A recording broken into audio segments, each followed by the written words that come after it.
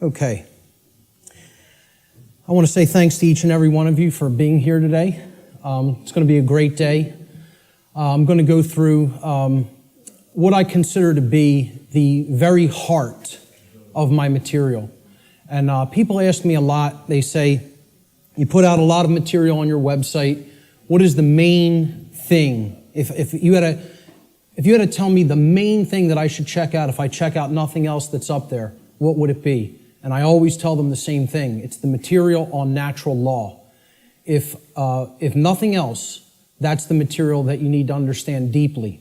So that's what we're going to be covering here today in an extended presentation format.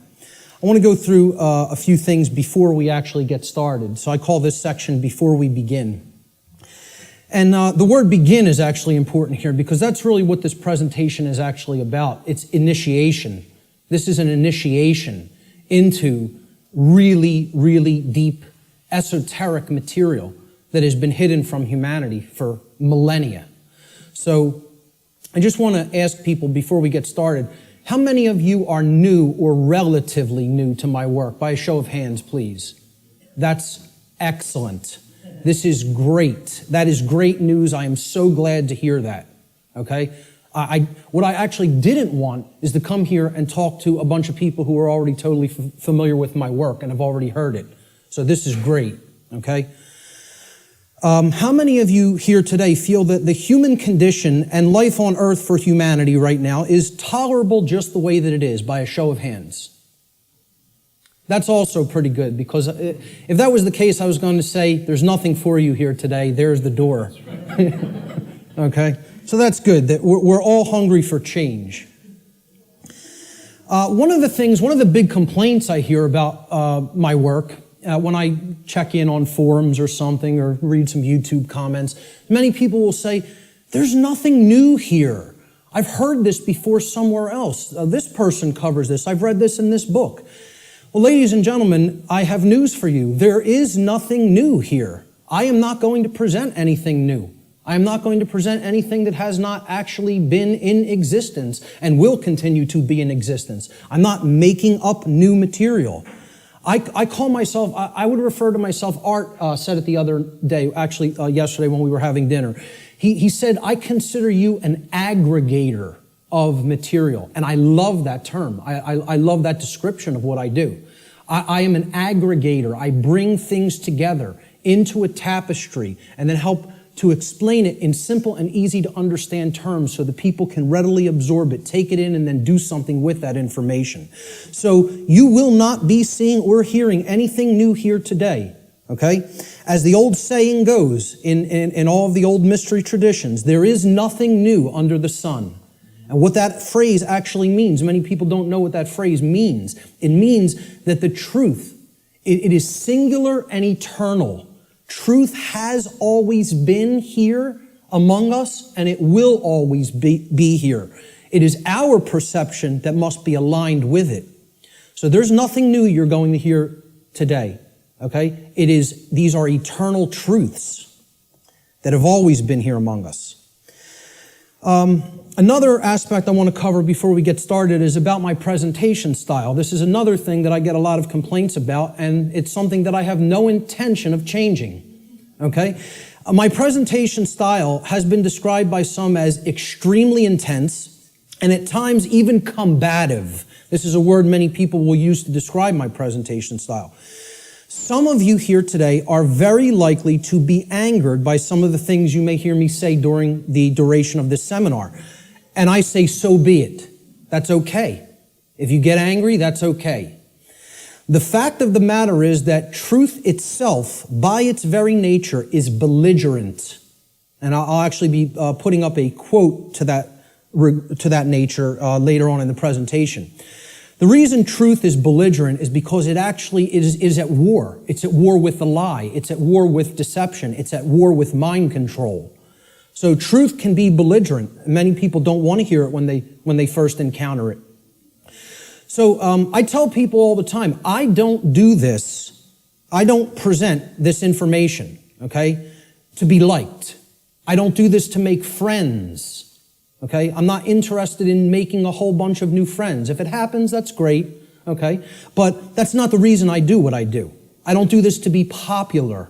I don't do this to make money. It's not a popularity contest. Telling people many things that they don't want to hear is not going to make you popular, or it's not going to make you a whole lot of new friends, okay? So those aren't the reasons I do what I do. To be honest, and I tell people this, and sometimes they get upset by just hearing this, I don't even really want to do this, okay? I don't want to do this with my life. I don't want to do this with my time, okay? As I already know, understand, and live the information I'm going to present. So I get this. I know this, okay? I don't need to keep going over this over and over and over again for my own entertainment, okay? The reason that I actually do this is because I recognize that in a time of such overwhelming ignorance of this critical information, this information which is capable of saving humanity from its current condition, all right? The fact that I do already understand this information places me in a position of moral obligation and responsibility. That's why I do what I do. I'm in a position of moral obligation to speak this information to other people in an effort to help to get them to understand it and live it as well. And that is the reason I do this. Every person here today who wishes to take real world value, practical value from this seminar here today, I'm going to ask them to make a deliberate and conscious effort to do two things. The first is try to set aside, to the extent that you are capable of doing so, your perceptions of me as the presenter, okay? And this includes things like how you think I look, how you think I dress, the sound of my voice, my mannerisms, etc. Try to set those things aside to the extent that you're able to do it. And I know that's difficult for some. And I say this because paying attention to such trivialities will detract your own mental focus away from the information that is being presented today. And that's the worst thing that could happen, because it's the information that is important, not me. Try to ignore me and focus on the content. All right?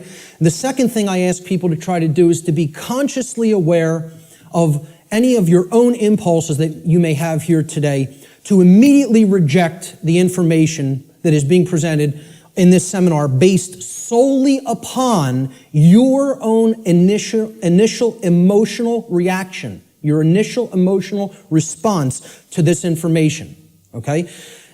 This is a logical fallacy. Okay, you cannot think with the emotions. So if you hear something you don't like or that angers you, that's okay. Feel the emotion. But don't just immediately say, that can't be true. And don't believe me either. It's about checking it. It's about a process of truth discovery. It's about doing your own due diligence and actually researching this material. Okay? But if you try to gauge the veracity, meaning the truthfulness of this information, solely based upon how it makes you feel when hearing it, you are committing a logical fallacy. Okay? So I ask people to try as much as possible to suspend immediate reactions of disbelief. Okay, and saying, no, I don't want to accept that, no, it can't be true, based on how something may make you feel that you hear today. That's very important to keep in mind. And lastly, this information, the entire seminar, is a tapestry. Okay, it's like pieces of a huge jigsaw puzzle. All right?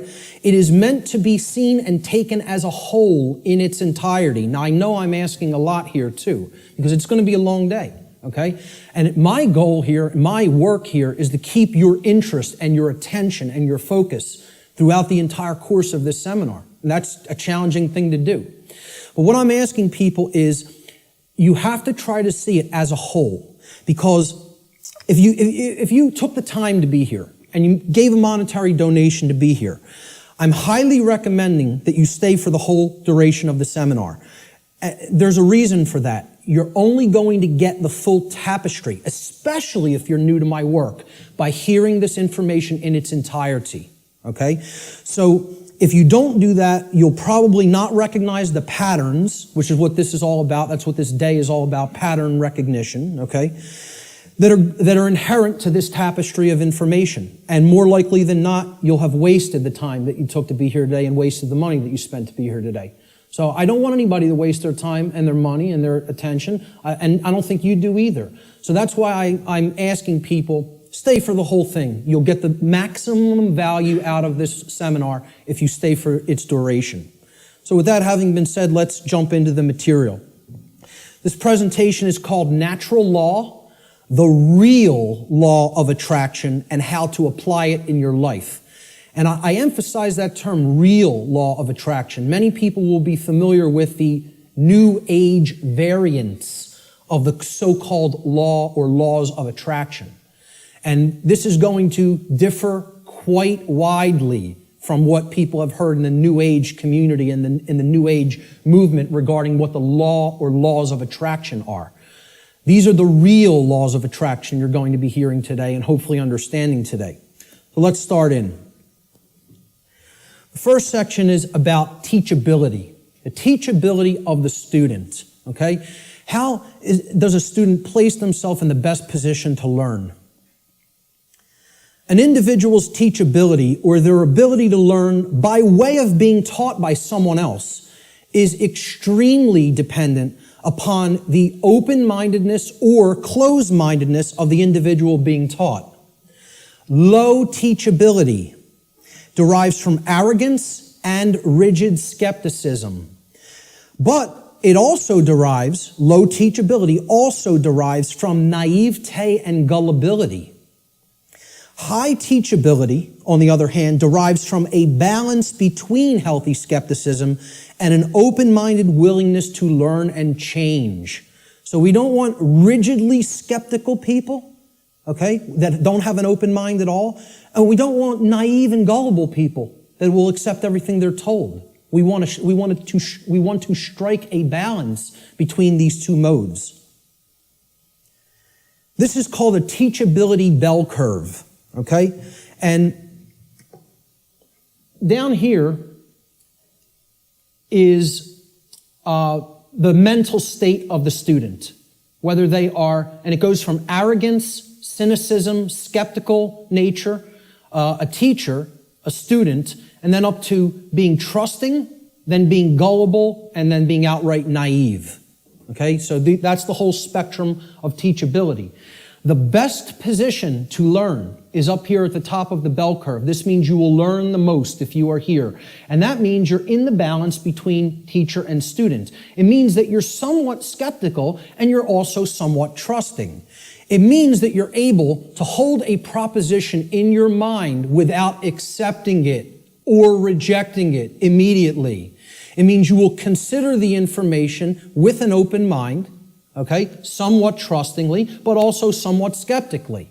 All right? That's going to be the mental state we want to attempt to keep during the duration of this seminar, and therefore you will be in the best position to learn. Of course, as we already said, the poorest positions to learn, the things that, if you're in these mind states in arrogance and rigid skepticism and naivete and gullibility, you're not going to take very much away from this seminar. Okay?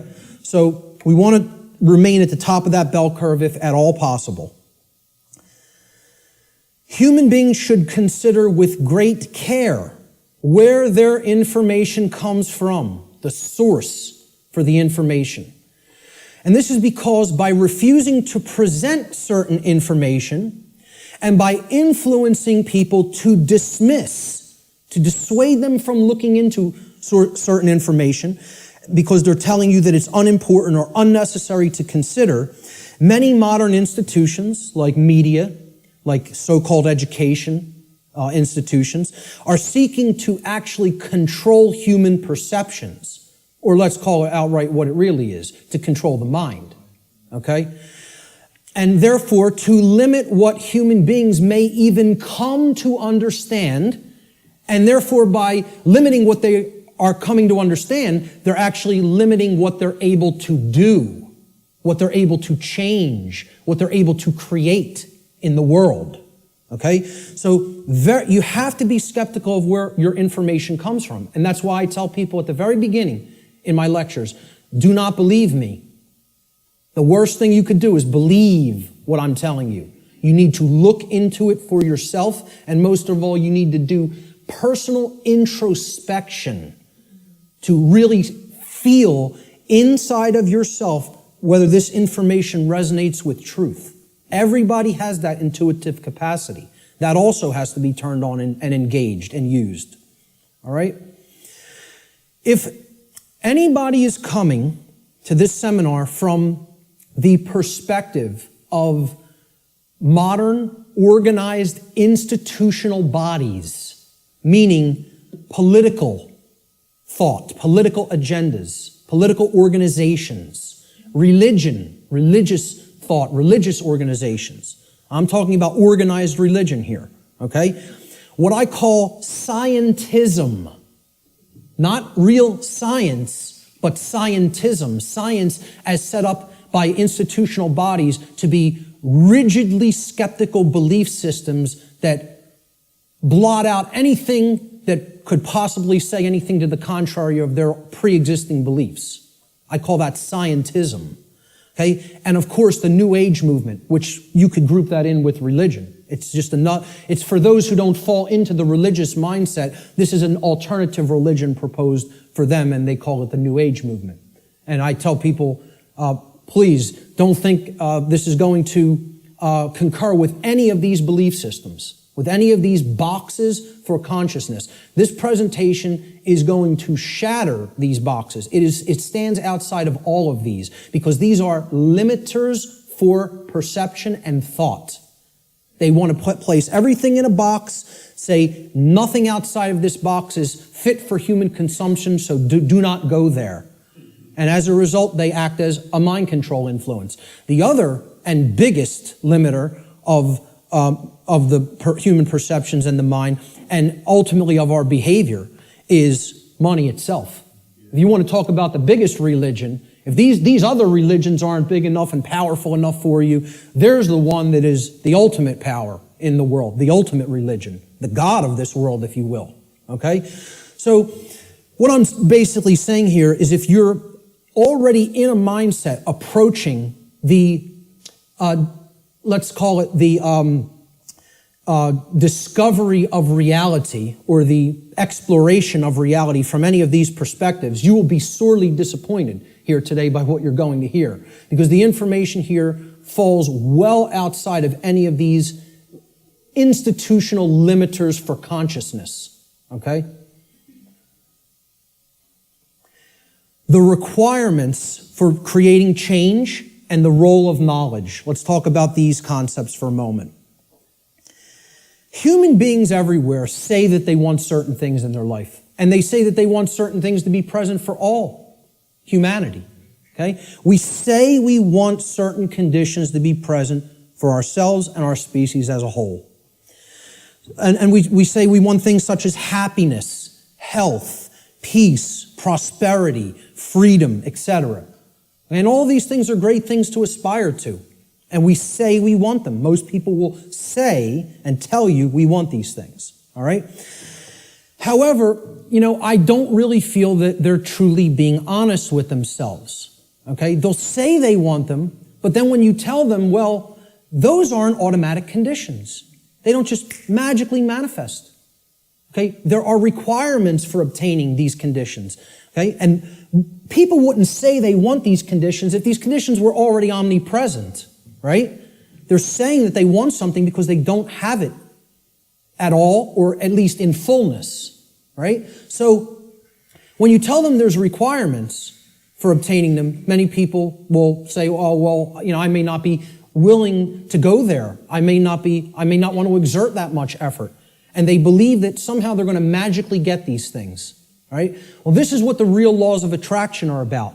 It's explaining conditions that you want don't just automatically manifest by thinking of them or just having a feeling about them. This is a New Age deception. There are requirements for obtaining the conditions that we say we want. Requirement exists in nature. It does exist. If you want something to be different than the way that it already is, than the default conditions, then requirement exists. If you're okay with things being the way that they are now, requirement doesn't exist. There are no requirements to creating change. You just accept the default conditions the way they are now and go on with your existence and accept it's going to be this way and possibly get worse. But if you want real change to happen, requirements exist. And this is what many New Age teachers will not tell you, or they'll outright deny that requirements exist for creating real change. Specific requirements exist in order for human beings to obtain the conditions that they say they want. If the requirements for obtaining those conditions are not met, those conditions do not just magically manifest by magical means automatically. That's not how it works, folks. And that bursts a lot of people's bubble right off the bat. This is a key concept to understand. So what are these requirements? We need to know certain things. Knowledge is required. Knowledge that will spur us to action. That's what's required. Okay? Since human beings as a species do not already have the things that they say they want, and again, at least not in fullness. If we want to split hairs, we could say we have a modicum of what we may say that we want, but we don't have it in the fullness that we will say that we want it, especially societally, globally. Okay? So since we don't already have these things, it follows logically that the knowledge of the requirements to obtaining these things, okay, either must be absent. The knowledge is not present anywhere. Or if it is present, if that knowledge for obtaining those things, the requirements for obtaining those things, if that knowledge is present, then it must be willfully being ignored. It is here, and yet people aren't paying attention to it. They aren't taking it in and accepting it and doing anything with that knowledge. So they're ignoring it because it's uncomfortable. As long as this knowledge continues to remain either unknown or ignored, the manifestation of the desired conditions that we say that we want is impossible. Cannot happen. It is an impossibility for it to magically, automatically manifest without the requirements being met. And that's what we're going to talk about here today. What are these requirements? What is this knowledge? This knowledge is occulted, meaning hidden. Okay, now, how many people here came here today thinking that they were going to hear information about the occult by a show of hands? Okay, about half the room. Good. Okay, for the rest of the people, that may come as a shock. But what you have to understand right off the bat is that the word occult, it's simply derived from Latin, the Latin adjective occultus. Occultus in Latin means hidden, hidden from sight. And it's derived from the Latin noun oculus, which means eye. Okay? The word ocular in English means related to the eye or related to sight or vision. So what the occult is something, it is a body of knowledge that has been hidden away for a specific reason. And we're going to get into what that reason is. Okay, so from the term oculus or eye in Latin comes the verb occultare. Occultare means to hide, to conceal, or to keep secret. To keep hidden from the eye so that it cannot be seen. The information regarding natural law is occulted knowledge. It is knowledge that has been hidden from humanity. Okay, it's held by the few, which is represented here at the top of this pyramid. You can look at this as a pyramid representing knowledge or ignorance. At the top of the pyramid, you have knowledge. It's the higher you go in the pyramid, the more knowledge. Okay, but the pyramid tapers because at the top, very few people understand that information. Very few people have that knowledge and have actually integrated it into themselves to the point where it becomes understanding. All right? Down here, you have no knowledge, the ignorant masses. Okay? And up here, you have the people who are in the know, right? Who have this knowledge about how natural law works and are actually using it for a certain reason. We're going to get to that next, what that is. So please, as you go through this seminar, please keep in mind, if I ever use the term occult, all I'm talking about here is hidden knowledge. That's what it means. Occulted knowledge is hidden. Now, why would anybody want to hide knowledge that is extremely important? Well, there's a very specific reason, all right? But before we even get to that, we have to talk about what is this occulted knowledge? What is the body of knowledge? What does it comprise? When I'm saying the occult, the knowledge of the occult, what do I mean by that? All right? Occult knowledge constitutes two things. There's two general bodies of occult knowledge. In the actual mystery traditions and in occult schools, they talk about these as arcana, A-R-C-A-N-A, arcana. The word arcana is also Latin. It means knowledge. Okay? That's all it means. So there's two bodies of knowledge. There's one body of knowledge in the occult called lesser arcana, the lesser arcana or the minor arcana. This means the knowledge of the microcosm, the knowledge of the small things. Okay? It doesn't mean it's less important. It means it's dealing with the individual units of consciousness. The human psyche, the psyche of the individual, okay? So the first major body of occult knowledge constitutes knowledge of human consciousness, how it works, how it operates, what our motivations are, things like that, okay? The second body of occult knowledge is called the greater arcana or the major arcana, all right?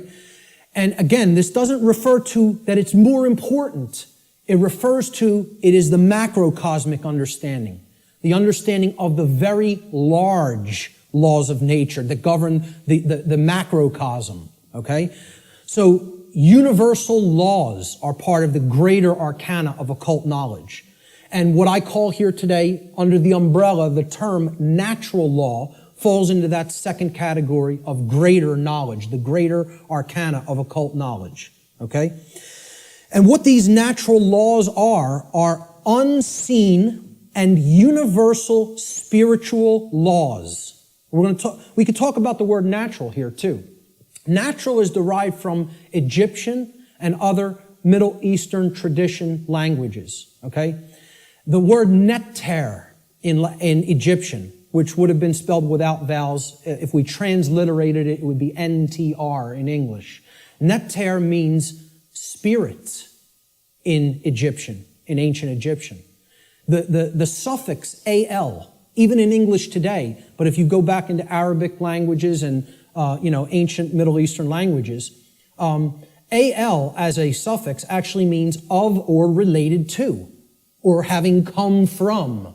Okay, so natural. If you put these root words together, neter and al, right? It means of or related to the realm of spirit, of or related to God, actually. The word neter also meant God, spirit or God. Okay? So this is the spiritual domain, the laws that actually are operating in the unseen realm. Okay? Now, they manifest in the physical realm. We're going to talk about that. Okay? Because that's the operation that it trickles down from. It starts in the spiritual domain and then it manifests in the physical domain. All right?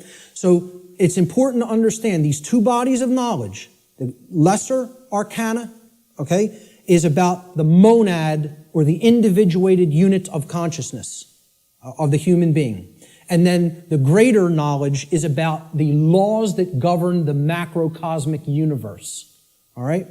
So what these laws do, this body of the workings of nature that I am calling under the umbrella natural law, they're universal spiritual laws which govern the consequences of behavior. They govern the consequences of behavior. And I would add a caveat to that. They govern the consequences of behavior for intelligent species, for beings that are capable of coming to their understanding. Okay? I would delineate that from like the animal kingdom. Okay? The animal kingdom is not held to the same standard as human beings when it comes to this body of information, because I don't think you're going to sit down with your cat and explain natural law to it. Okay? So when people say, well, why doesn't the animal kingdom held to account in the same way that human beings are. It's because, surprise, surprise, we don't share the same level of consciousness. Okay? There is differences in levels of consciousness and abilities to comprehend information and to actually know how something works. Just like you will not be explaining physics to your dog anytime soon, okay? You're not going to explain natural law to the animal kingdom and have them grasp it because they're not at the same level of consciousness as we are. Okay? So we are held to a different account when it comes to natural law. It governs human behavior. It would be an easy way of saying it. This body of knowledge has actually been called consequentialism by past researchers and teachers. And I have no problem with that term. I've actually looked into consequentialism, and it's quite similar, okay, in its scope and what it teaches. It's been called karma, karmic law, in many Middle Eastern and Eastern traditions, okay? And I have no problem with that term for it either. It has been called in some of the Western traditions and Christian traditions moral law, and I have no problem with that term either. Religionists have called it God's law, and I have no problem with that term either. I have no problem with any of these terms being applied to the umbrella of natural law, because that is essentially what it is. But we're going to get deeply into how it works and operates in our lives here today. Why is this knowledge hidden away from people? To what ends? The knowledge of the occult, the hidden knowledge about how natural law works and how consciousness works, is not commonly known. That's why it's not the exoteric. It's not given to the masses. It's the esoteric. It is reserved for the few. And there's a reason for that. It's been deliberately hidden away and kept from the general public in order to create and maintain a power differential. Because if someone else is an extreme level of knowledge, and they know how something works, like something as trivial as how human consciousness works, how human motivations work, how human perceptions work, how human beings can be manipulated. If somebody has deep knowledge of that information, and there's a whole bunch of people over here who have not one iota of how that works, what kind of a number do you think somebody can do on people like that? See, the way I ask people to look at this is real simple. Imagine a very, very, very advanced psychologist at the top of his field, wrote all the textbooks, okay? And he's got a house out in the burbs. He comes into the university. He's got tenure, okay? He's got the trophy wife, the house out in the suburbs, the 3-car garage, driving the Lexus into work at his tenured job. And he finds out that his trophy wife is having an affair because she's bored. She's not satisfied with him at home. And it's maybe the 19-year-old, captain of the local high school football team or something. He's a senior. He's a star football player, right? The jock, yeah. And she has a fling with him. Well, what if he decides, I'm going to become buddy-buddy with my boy here after finding out about his wife's affair? And this kid, this punk, who's cheating on, my wife's cheating on me with, he knows nothing. He doesn't study the mind. He doesn't know anything even about himself. He watches TV 6 hours a day, plays violent video games, is obsessed with football, What kind of a number you think that psychologist can do on that kid? Total number. That's the answer, exactly. That's right. He could do a total number on him. He can gain his confidence, he can get into his head, and I guarantee you give him a little bit of time, he could screw up his life based on what he knows and how he would be able to manipulate based on his hatred of that person. Well, guess what? That's the position humanity's in. We're that punk jock. And I'm not saying we necessarily did something to deserve it, but we're in that same position where the people with this knowledge at the highest levels, they hate us. And they're doing a total number on us because we don't have this knowledge. And until that changes, don't expect the playing field to be leveled. Expect it to get worse. Okay? The knowledge is hidden to create and maintain a power differential. between those who hold it and those who are ignorant of it. It's that simple. The knowledge of natural law and its operations constitutes what I call the most deeply occulted or hidden information that exists on this planet. You will not find any more hidden information. This is the thing that all the distractions are there for, to keep you from learning. The endless trivialities, the nonsense you hear on the news, all the video games, all of the nonsense television, the sports, it's all there to keep people from understanding this. And I can't get you to accept that or believe it, and I don't ask you to believe it. I'm telling you that's what they're trying to, from my years of being inside occult traditions that are very, very dark. I'm telling you, this is what they don't want you to know. From firsthand experience. How many people here today know that I was involved in the dark occult in my past? Good. Great. Okay. The powers that be want to seek to keep this information hidden from the people of the earth at all costs, because understanding this information about natural law will level the playing field and put an end to the currently entrenched systems of control that are operating on the earth. We should very clearly make a distinguishment between nescience and ignorance so that people fully understand the difference between these two concepts. How many people even have heard the term nescience? Very few. This is a word that has practically been sanitized from colloquial English, practically been sanitized from the English language. And there's a reason for that too. There's two contexts to not knowing something. The first context is nescience. Okay? Nescience comes from the Latin. The prefix ne in Latin means not or not present or absent.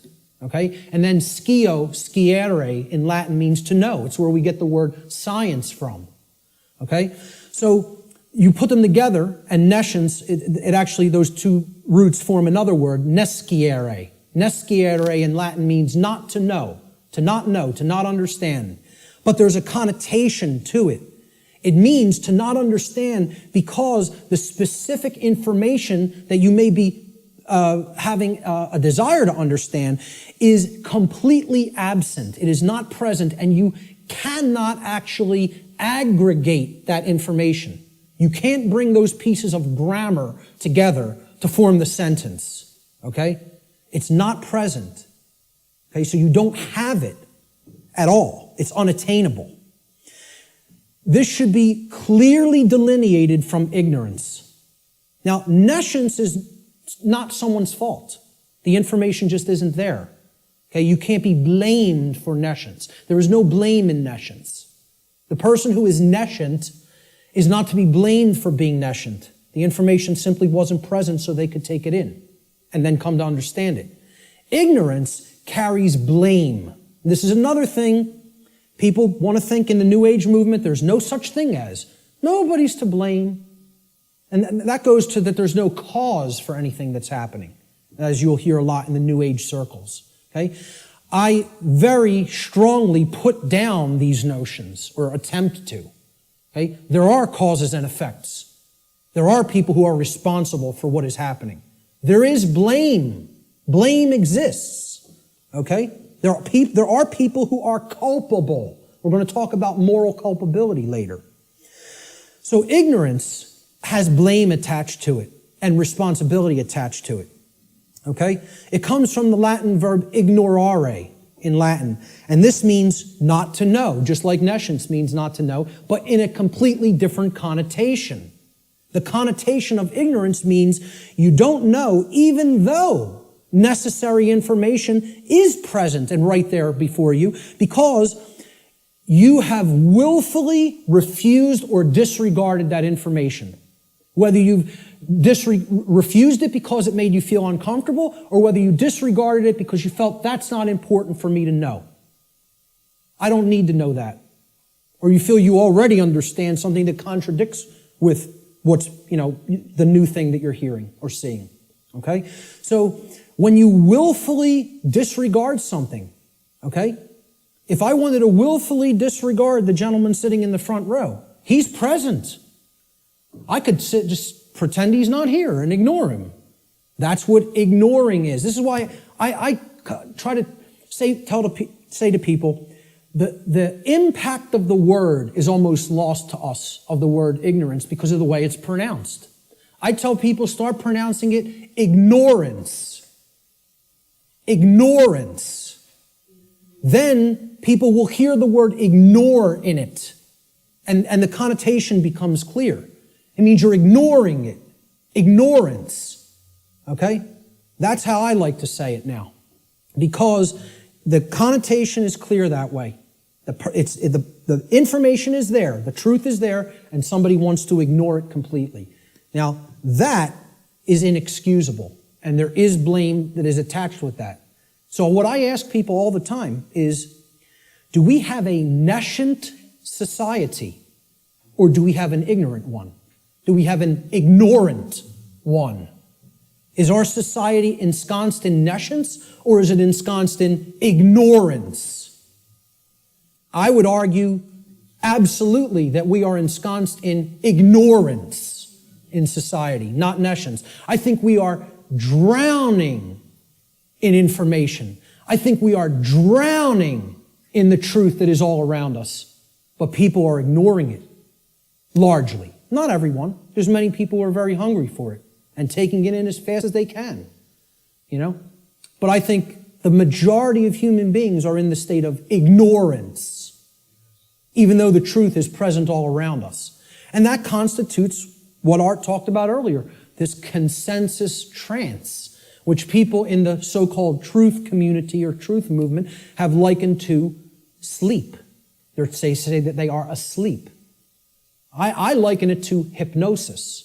If you look at the origins of the word hypnosis, right? It means suppressed knowledge. It comes from Greek. Hypo means under, as in hypodermic, under the skin. And gnosis means knowledge. The suppression of knowledge. Hypo means suppression also, under and suppression. So hypnosis is the suppression of knowledge. And that's the state that these people are in. And it's done by themselves. It's not, we have to stop looking at this as a victim relationship. This is a willful choice. In a time of overwhelming information available at people's fingertips, the truth being ignored is not an option. It's a willful decision that people are making. And it's a decision that they should be held accountable to because of what is going on, that they are ignoring, what they are allowing to go on in their name and not saying a thing about it. Content to let evil run amok. All right? And then people will wonder, why are we losing freedom? Why is freedom on the wane? Why is totalitarianism and tyranny rising up? Why do we see so much control and obsession with control in our society?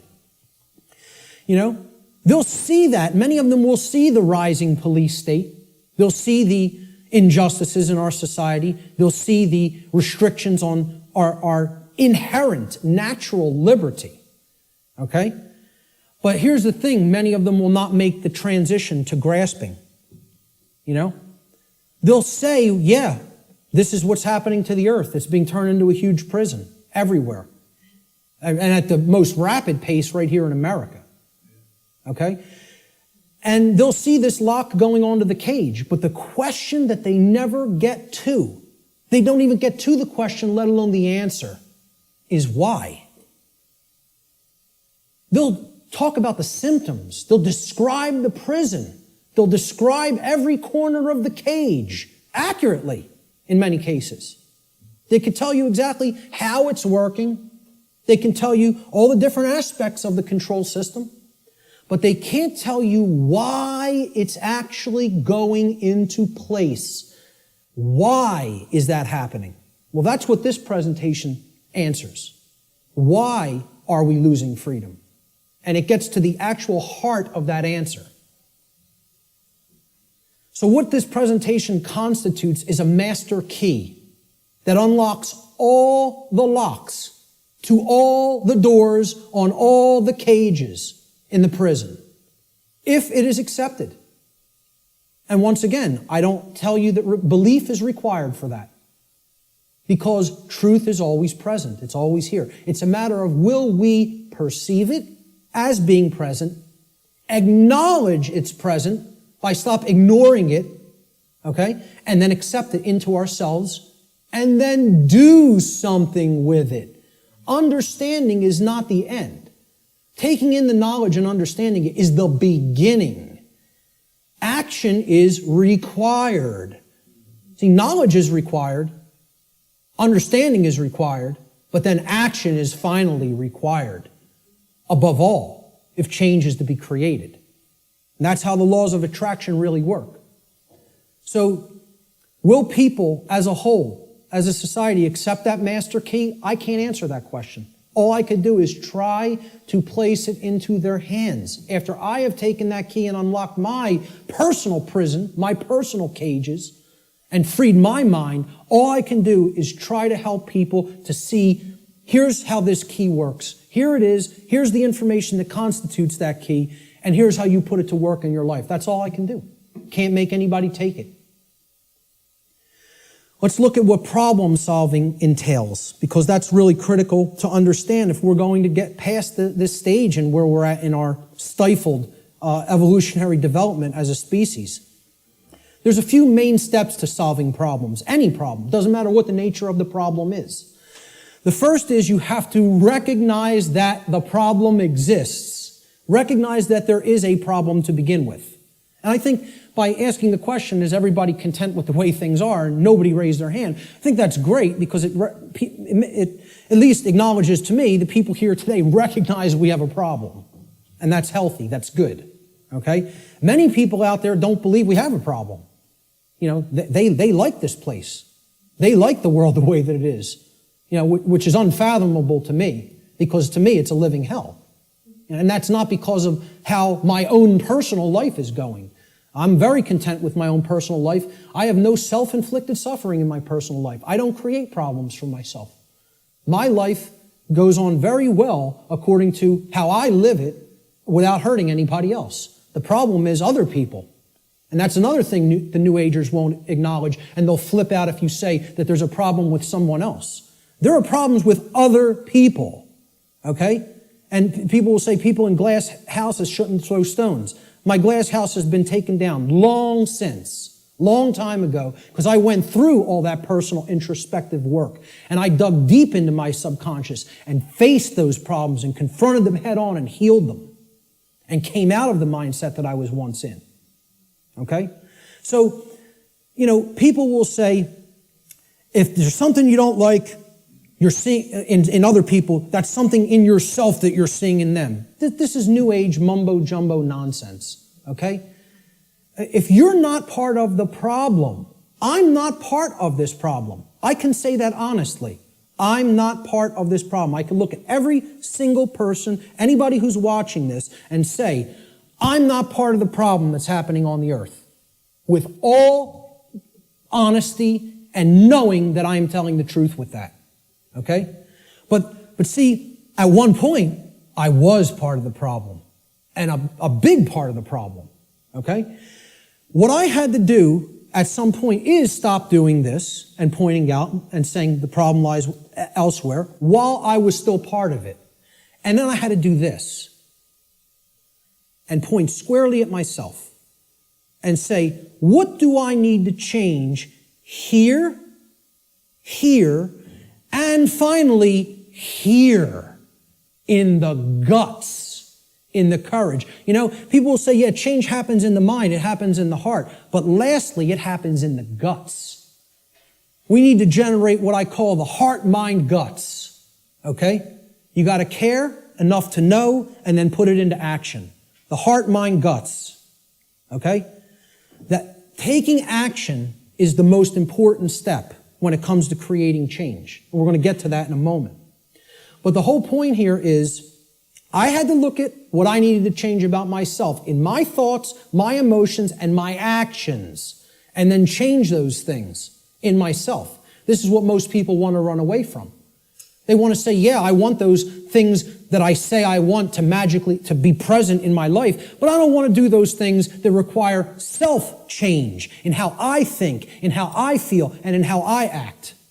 I want it magically to happen without changing those things in me.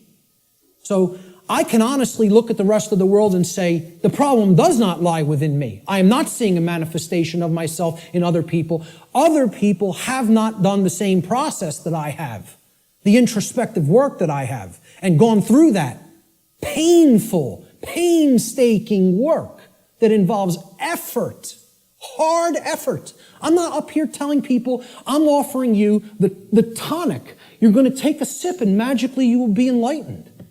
Okay? Knowing what's going on in the world is hard work. It involves destruction. It's a destructive process. It involves destruction of belief systems. It involves completely breaking down barriers that are in your head. Okay? Hardly anybody wants to do that work. People want to run 1,000,000 miles an hour in the opposite direction from that work. Anything but that. I'll take the grave instead of that. Okay? That's where most people's heads are at. All right? So let's get back to the steps here for problem solving.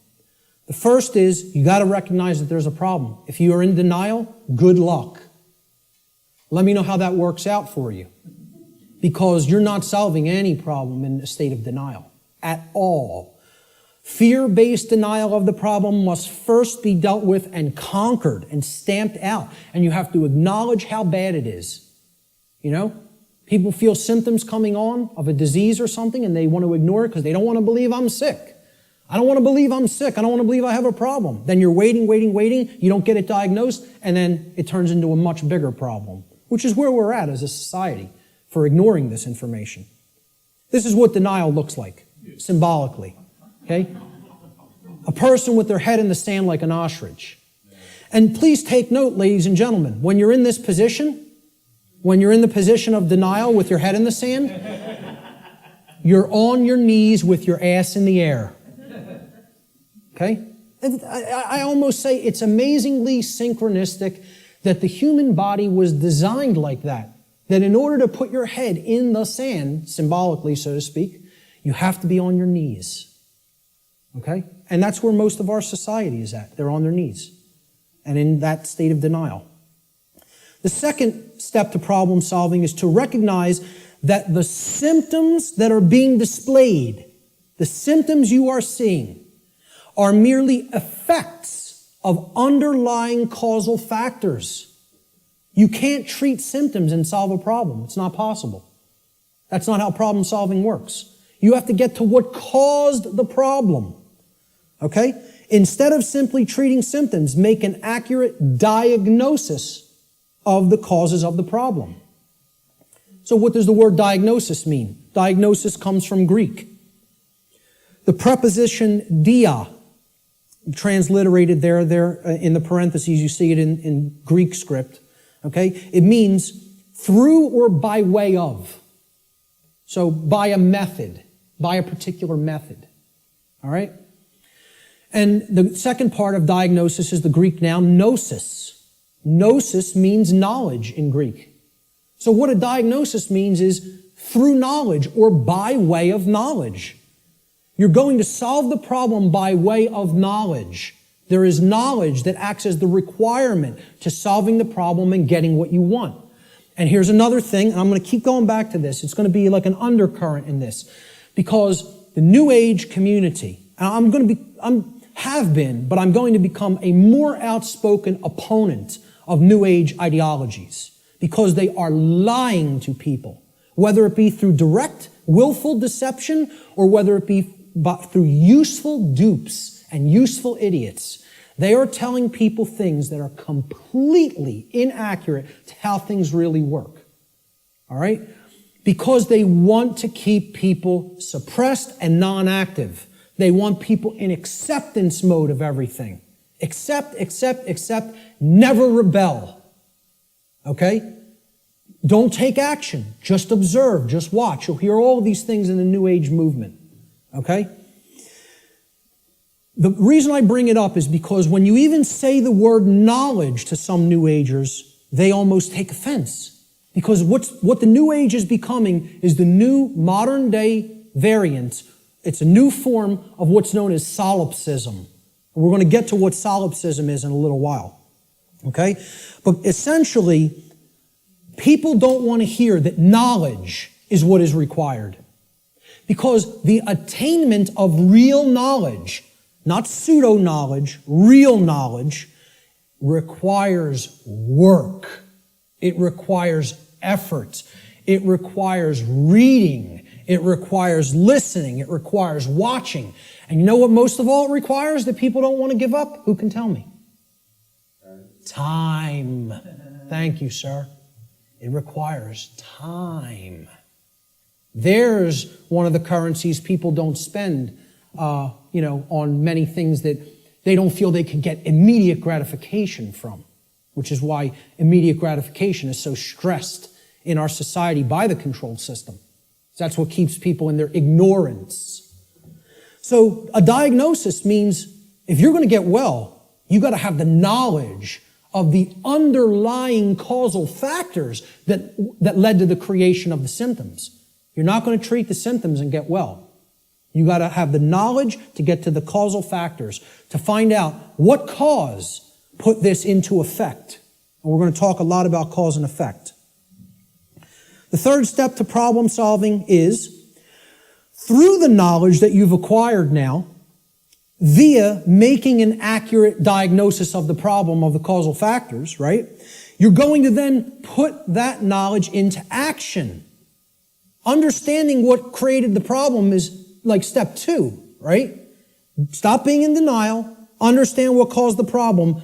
Act on the knowledge you now have to solve the problem, to make it right. Okay? So action is required. We make the diagnosis, then we have to take the required action necessary to rectify or to set right, which is what the word rectify means, the causal factors that led to the manifestation of the problem. Let's talk a little bit about the concept of what truth is, how I refer to truth in all of my work. Because people have a real deeply mystified concept of what truth is or what it means. They'll get into all these really deep abstract discussions of the mind of God and, trying to get into quantum theory and everything. This is mystification of the concept of the truth. And we have to demystify it. We have to bring it down to real simple, easy to understand language that anybody can comprehend. And then really completely delineate that from perception of any given thing. Because the two are not the same. When people say perception is reality, nothing could be farther from reality than that statement. Perception is not reality. Okay? It is just what it says, perception. Seeing through, perceive, to see through something. Like a lens or a filter. Okay? I perceive things differently without these glasses. That's one perception. When I put them on, I perceive things quite differently and more clearly. Okay? Well, that's how human perception works, like a lens. It's a filter. Okay? But what's there is the same thing. What's there is the same thing. All that changes how I perceived it. All right? So let's look at this concept. Truth is objective. That means that it's not dependent upon the perceptions of human beings. No one wants to hear that. That is a direct assault, a direct frontal assault on the human ego. Because everybody wants to hear, my perceptions are important. And we want to also believe my perceptions are accurate. Okay? Now people will say, well, what makes you say your perception of this topic is going to be accurate? That's because I went through the process of having to admit over and over and over and over and over again, endlessly, how wrong I was about my former perceptions. I went through that destructive process of breaking down my former belief systems, of breaking down my former emotional patterns, of most of all, changing my behavior. That's the thing that's the most destructive because we get attached to our behaviors and patterns. So asking people to change, I recognize it's not easy. It took me probably about 8 years of my life to do it. Most people don't want to spend a minute on creating personal change, let alone 8 years. And, when I look at myself, in all honesty, again, none of this is to sound egoic or to toot my own horn, but I look at it like I was a mild case of ego entrapment, a mild case compared to where I see other people at. I feel like I was the, very brittle stone that just needed to be hit with a chisel a few times and it broke into powder. Other people are hardened granite or diamond. To break them down is going to take enormous effort and work. And most of them don't even want to do it. They're so calcified, they've been so compressed into that hardened state that they don't even want to start. So I realize telling people your perceptions are not what really matters, that truth isn't based upon how you perceive things, that it's independent from your perceptions. Most people don't want to hear that. They don't want to hear that. Human beings' perceptions are capable of wavering. They can waver slightly from the truth, and they can waver wildly from the truth. All right? What truth is that which does not waver. It doesn't move. It's that which is. It doesn't matter what anybody thinks about it. It doesn't matter whether anybody believes it. It doesn't matter whether anybody knows it. It doesn't matter whether anybody sees it. It doesn't matter whether anybody wants to see it. It's there. It's always been there. It's always going to be there. Nothing anybody does can change what has happened. Can anybody change what has already occurred in what we call in the thinking of linear time, the past? Not one person here is capable of doing that. Let me tell you something. Not one being in the entire manifested universe is capable of doing that. Because that which has already occurred is set in the record of the universe. Nothing can change the past. Ever. Great movie on this. Watch the new movie, The Time Machine. Not the original 50s version or 60s version. The new one. I think it came out in late 90s or early 2000s. Okay? This movie got crushed in reviews. Crushed. Whenever reviewers crush a movie and give it the worst ratings, go see that film. Because I guarantee you there's very important allegorical concepts that you need to understand embedded in that film, and that's why the reviewers crush it, because they don't want you getting any ideas, This movie got crushed in the theaters, and I'm telling you, it's one of the best films to understand the concept of the absolute impossibility of changing the past. The past cannot be altered. You know what can be altered? The future. That's what that movie's about. And you know where the alteration of the future begins? In the present moment. That's exactly right.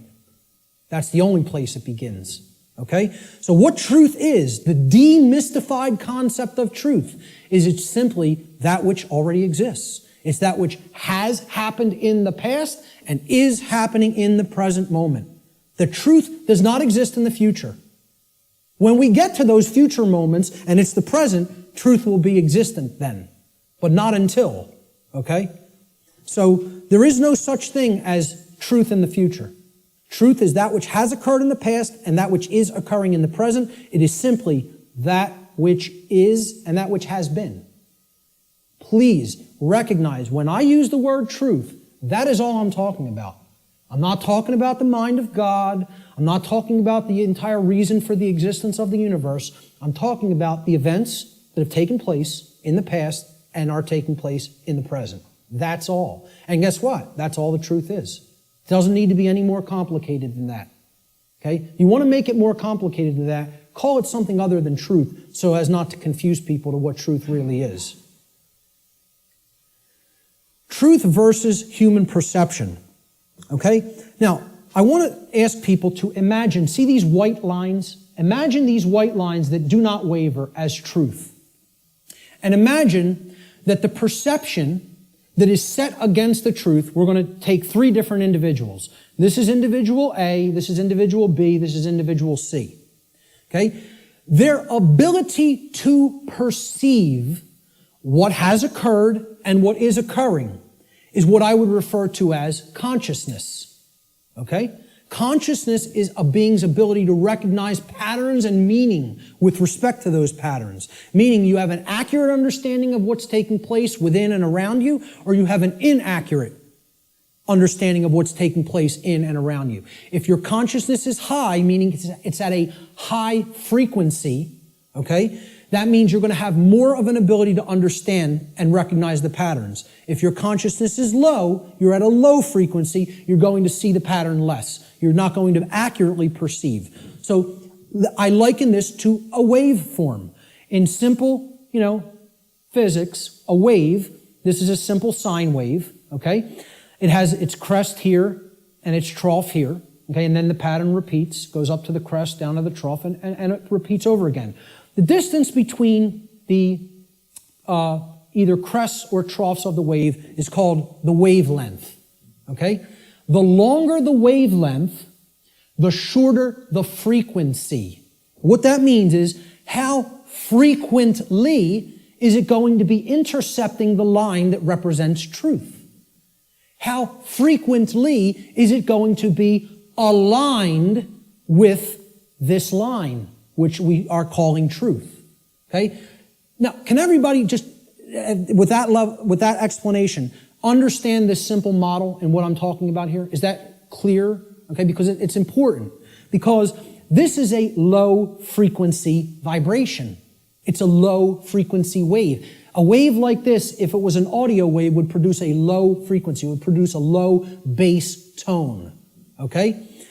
As we go up to a higher frequency, you can see the wavelength is shorter, meaning that it intercepts the line which represents truth much more frequently. We can count them. 1, 2, 3, 4, 5 here. 1, 2, 3, 4, 5, 6, 7, 8, 9 there.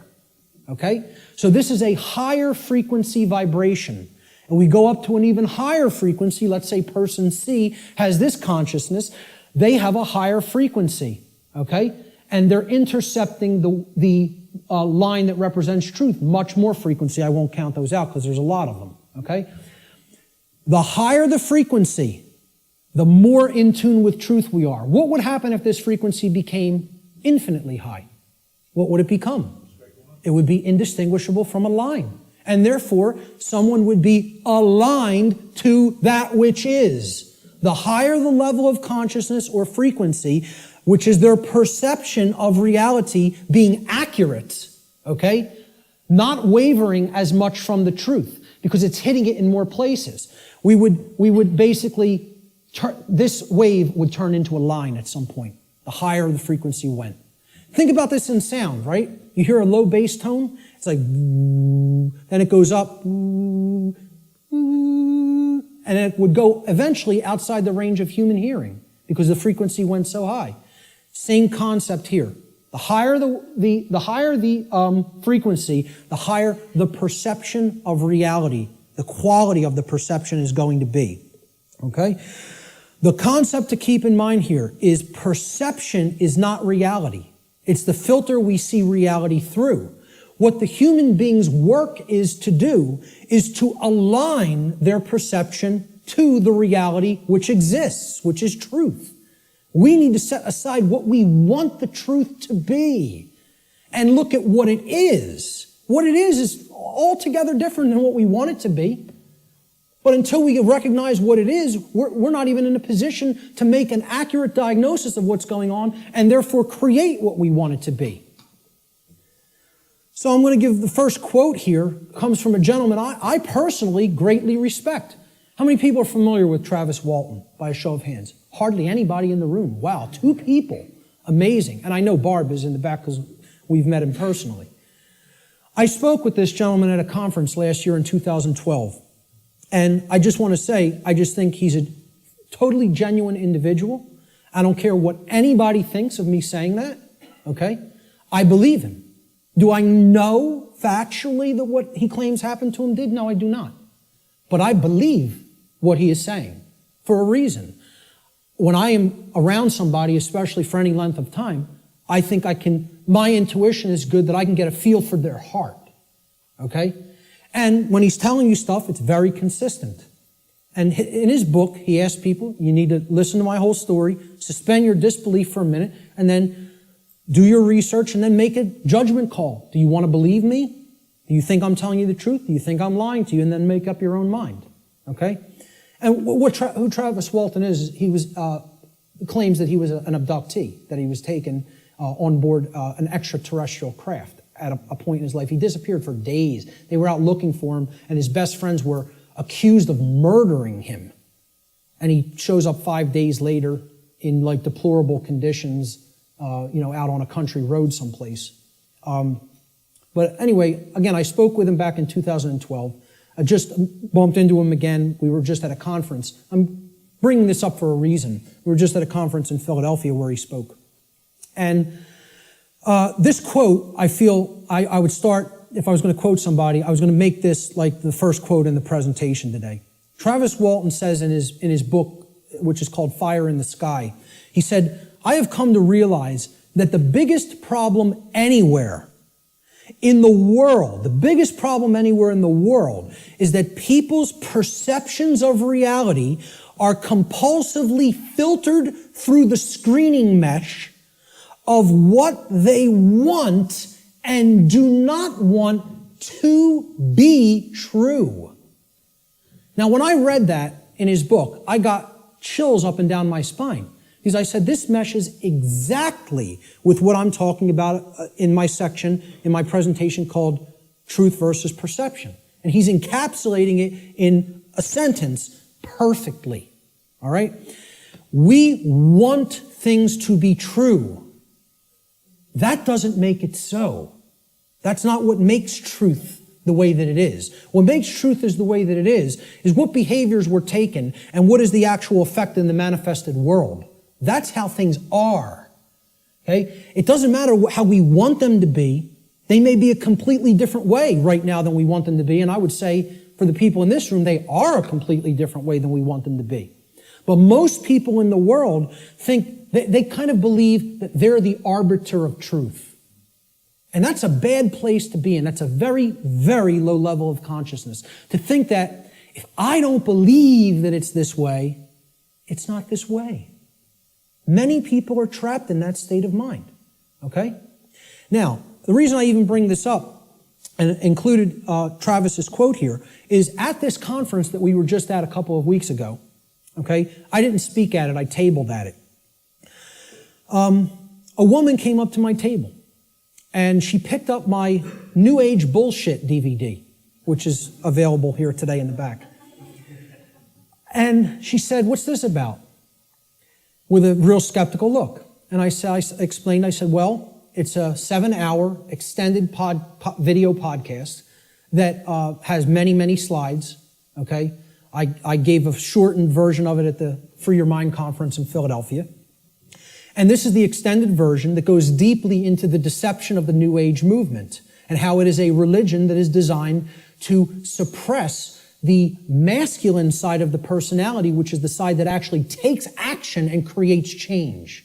Okay? And that's, of course, pushed by the sacred feminine, which is care and creativity, and compassion. Right? Both need to be present. We're going to talk about that here today. But I said this is about the suppression of that masculine energy. And that's what the New Age movement is about. The suppression of the masculine. Right?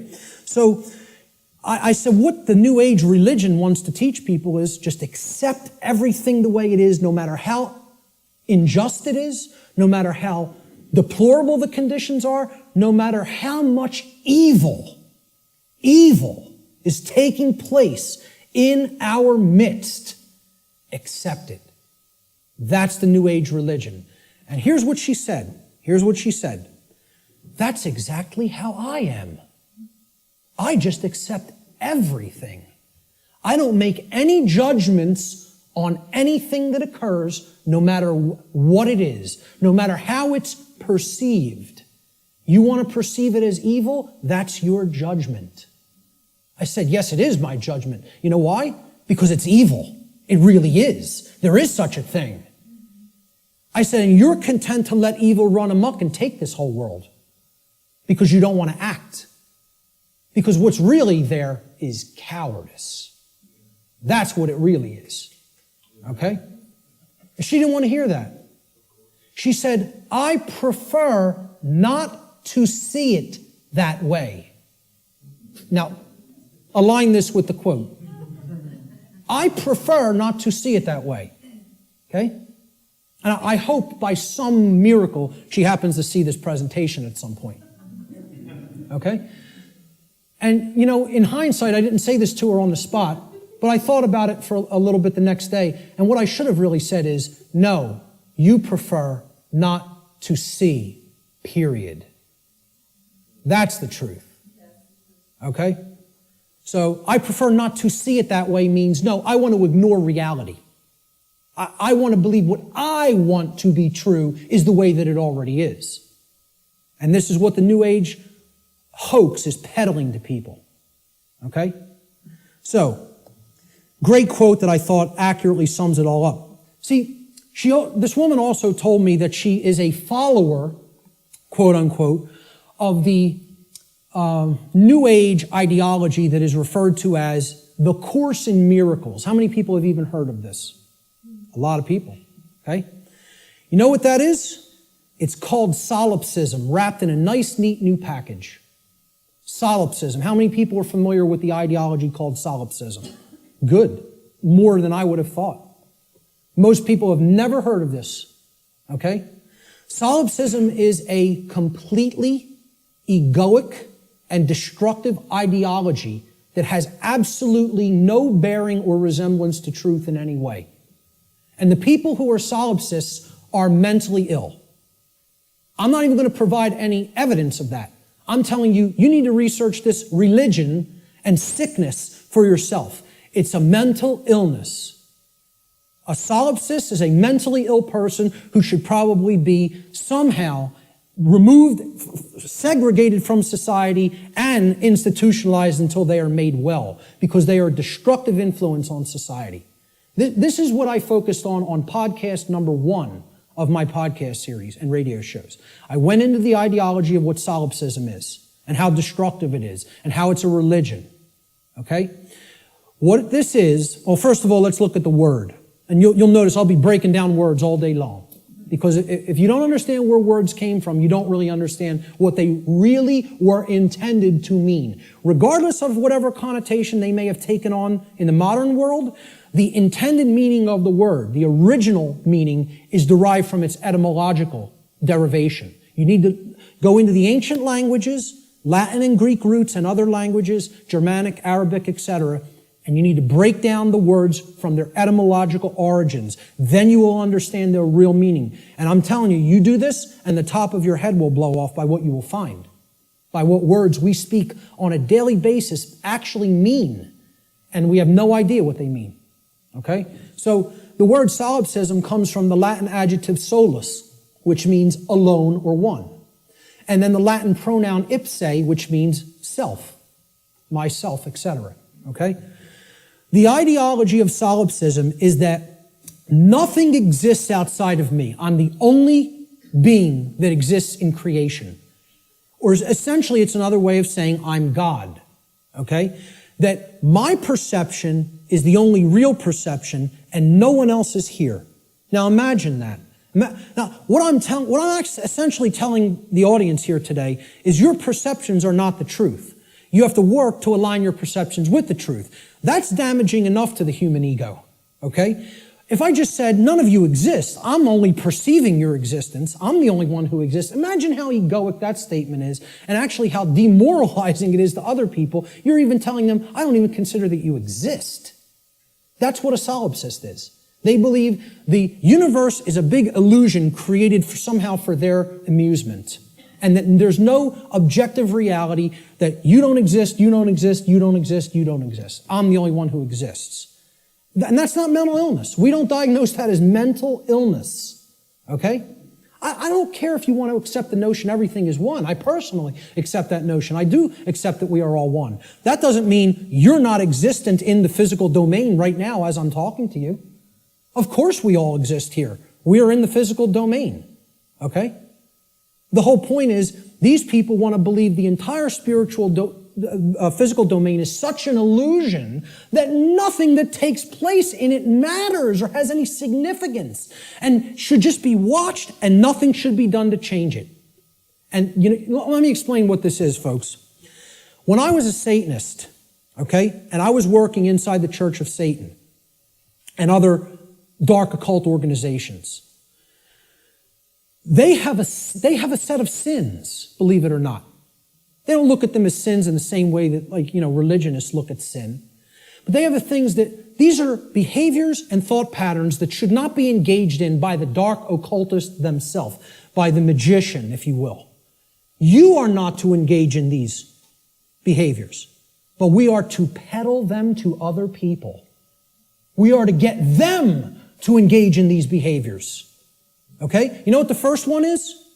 No, it's not. That's the second or third. I think it's the third, if I'm not mistaken. I don't have the list handy. But the first one is stupidity. That's the first satanic sin. Okay? For the dark occultist. But they want other people in deep stupidity. They want other people in deep ignorance. The idea here is we will know it all. We will know the truth so that we can control others and keep them a dumbed down herd. Okay? There's a bunch of other ones, but I think the second or third is solipsism. Solipsism is one of the biggest sin for Satanists and dark Luciferians and dark occultists. They don't want any of their membership believing in this mental illness nonsense. Okay?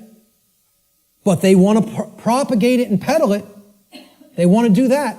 And they told me personally, higher ups in this network told me personally when I was working with them, wait until you see the New Age books that our membership, will be writing, or either writing ourselves or putting into the hands of useful dupes to write and put out there. We'll be giving them the idea, they'll write it for us, put it out there as their own idea.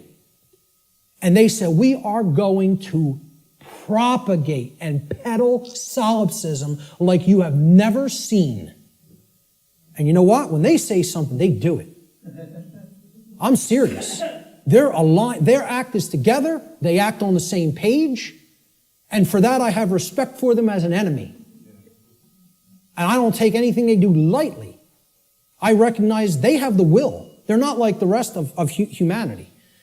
They align their thoughts, their knowledge, with their version of care. It's not like our emotionally based care, but they care about what they're doing, and then they act. And when they act in concert, and they get it done. Okay? I'm not saying, I agree with any of their agenda, because I don't, and I'm trying to stop it. But I have respect for their unity. They are unified and on the same page, and humanity is not.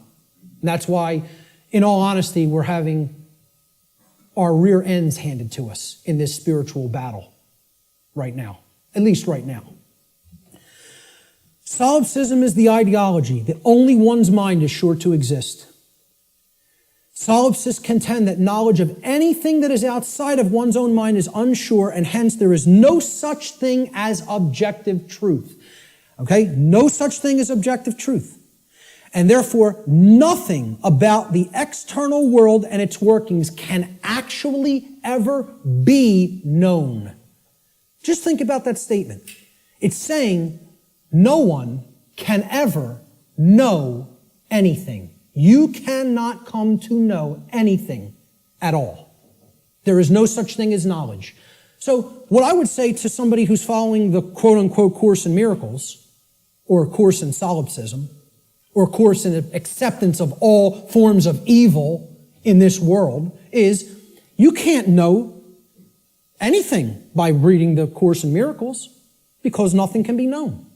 Why would a solipsist ever pick up a book? Why would a solipsist ever watch anything, any video?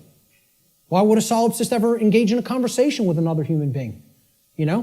Tell a solipsist you can't know that you're going to fall off that cliff, so why don't you go try to walk over it and see what happens? Because you can't be sure of anything. They won't do that, though, you know? The whole point here is this is a religion. This is a New Age religion. And I'm telling you who it's peddled by. It's peddled by the occultists who have the knowledge of how natural law works and are trying to put out whatever ideologies they can, destructive ideologies they can, to get people not to understand it. Or to even go so far as to believe that nothing can be understood. Why would you bother to look into natural law? Nothing can be known. It's unbelievable that anybody would be so gullible and naive to fall into this mindset. Let me just tell you what it really is. It's a person who has given up on life. They feel that it's so difficult to know anything and they don't want to do the work to come to that level of knowledge that they've just said, I don't believe it can be known. That makes me feel more comfortable in my ignorance and laziness. That's the truth about what solipsism is. Okay? And that's the truth about my friend I bumped into at the MUFON conference. And I'd say that to her face. Okay? So, we have to realize we're battling this force. This religion is on the rise. Solipsism is on the rise. More people are becoming solipsists or solipsistic in their beliefs, in their thought processes. Let's look at some basic definitions and working definitions. Now, first thing we're going to define is definition. Let's define what a definition is, okay? A definition is an exact statement, a statement of the exact meaning of a word, all right? We're looking for an exact meaning, not a connotation, not a maybe or a like or a somewhat. We're looking to narrow the focus. That's why it definites it. It makes it finite. We're taking it not infinite, we're finiting it. We're making it finite, okay? We're actually limiting through words what something means so we can be clearer about what we're saying, okay? It's an exact statement or description of the nature, scope, or meaning of something. Another way we could look at a definition when we're talking about visual or audio definition is it's the degree of distinctness or clarity of an object, image, or sound, okay? So why do people buy HD TV sets? They want higher definition. They want a higher clarity of the picture, okay? If you have high definition audio, for audiophiles, they won't accept anything but high definition audio because in comparison to low def audio, the clarity of the sound is very good. It's much better, okay? So that's what definition is. It is all related to clarity. When we use it in conjunction with words, it means the clarity of the meaning is amplified, okay? And when it's with a picture, the clarity of our vision, of the ability to see what the picture is, the information in the picture is amplified. And same thing with sound. The more accurate the definitions that we have for words or concepts, the better our clarity of meaning and therefore our understanding of those concepts, words or concepts will be. So definition simply means clarity of meaning when we're applying it to words and concepts. So therefore, let's define natural law. So this is what we're going to be talking about for the rest of the day. We have to define it. The simple definition of natural is inherent, having a basis in nature, reality, and truth, not made or caused by humankind. So if it's natural, it wasn't made by man. Mankind didn't make it. Okay? And again, the origin of the word, neter in Egyptian, means spirit, and all means of or related to. So of or related to spirit. It is all of nature, the spiritual domain. See, this is the other part. People believe that the spiritual domain is separate from the physical domain. This is a huge thread and a huge central focus in all of my work. If you think the spiritual domain is not where you are at now because you're in the physical domain, you're mistaken. If you think that the spiritual domain is someplace other than the physical domain, you're also mistaken. If you place emphasis on one above the other, and say, well, this one takes precedence and this one's not important. Either way you do it, whether you say the spiritual is more important and the world of matter should not be given any significance, it's imbalance and it's not true. Okay? Or if you say, hey, like scientism does in many, left brain scientism, the material world is all that there is. This is just a dead mechanized clockwork called the universe, and it happened by accident for no reason. And there's no such thing as the spiritual domain. Both of these worldviews, and we're going to get to a breakdown of these worldviews, they're completely inaccurate, they're not based in truth, and most of all, they're based on brain imbalance. And we're going to see how one of these worldviews or another develops when either the left brain hemisphere or the right brain hemisphere has taken precedence and dominance within the individual consciousness. So, natural means spiritual. These words could be used interchangeably. So when I'm talking about natural law, I mean spiritual law. Unseen spiritual laws. But overall, the dictionary definition of natural is it's inherent to nature and it's not made by man. The word law the definition is an existing condition which is both binding and immutable. So let's look at each one of these words. Existing. It means that it is present. It is present. Okay? It cannot be just ignored and expected that, that doesn't make it true and it's not going to have an effect. It's there. It's present. That's why it's a law, that it's in operation. That is in operation. It is binding. Binding means it has an effect. It means it doesn't matter whether you believe that it has an effect. It doesn't matter whether you understand that it has an effect. It doesn't care. And this is another big hammer to the ego. The human ego wants to hear what it wants to hear. One of the things it wants to hear is the universe cares about you. Personally. It cares about John. It cares about Bob. It cares about Mary. It cares about Elizabeth, whatever, okay? Cares about you individually as a being. Now, you could go so far as to say you believe that the creator of the universe cares about you. I'm not denying anybody or saying don't think that. What I'm saying is that the laws of the universe don't care about you. Laws have been created in this realm that work flawlessly, 100% of the time, flawlessly. Let me ask people to envision this scenario to try to clarify this. A couple are on a picnic. They're out in a state forest or something like that. They're on a picnic. About 50 yards away from where they're at, okay, there's a pretty tall cliff, maybe about 200 feet, okay, and it ends in some jagged rocks. They brought their 2-year-old child on the picnic with them. They unfold the blanket, take out the picnic basket, they're having their picnic. Maybe passions got heated and the husband and wife were, making out a little bit. Their kid, 2-year-old daughter, in her nice Sunday sundress or whatever, wanders off, gets to the edge of that cliff.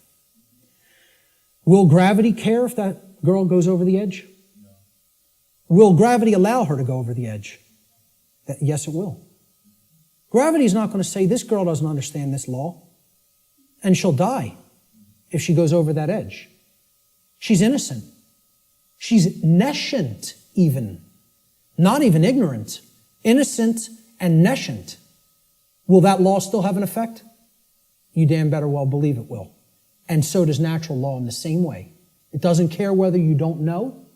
It doesn't care whether you're nescient or ignorant. It's in effect. It's binding. And it is immutable. Immutable means that nothing you can ever do can ever change it. It is in effect eternally. Because man didn't put it into effect. You know who put it into effect? The creator of the universe put it into effect. And I don't really care what you think of that force as. You could think of it as an impersonal force. You could think of it as the man with the beard. You could think of it as this remote control. I don't really care what you think of it as. Personally, that's none of my business. But you know what? If you think of it that it's man that makes the laws, then I have a problem. Because man doesn't make these laws I'm talking about. The creator of the universe set these laws into motion, put them into effect, and they bind you.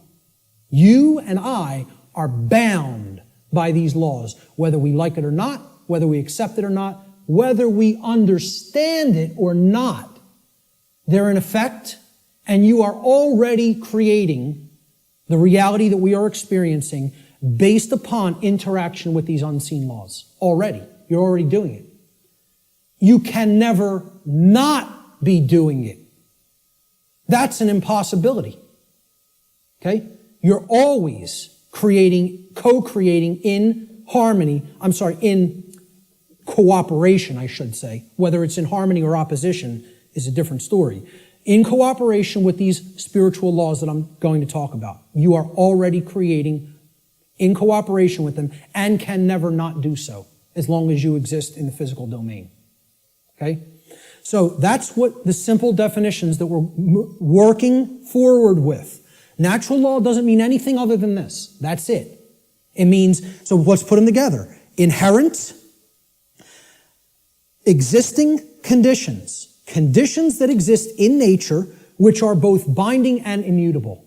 They have an effect whether they're understood or not, and they cannot be changed. So what would be our requirement of knowledge here? What do you think should be done?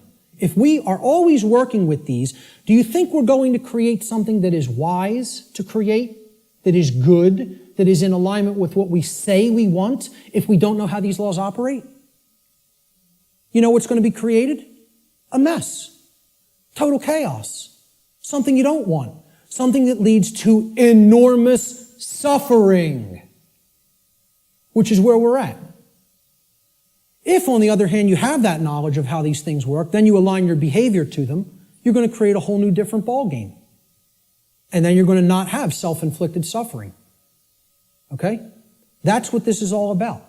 So let's give a working definition. This is what I call the soundbite, right? People say, well, tell me what natural law is, Mark.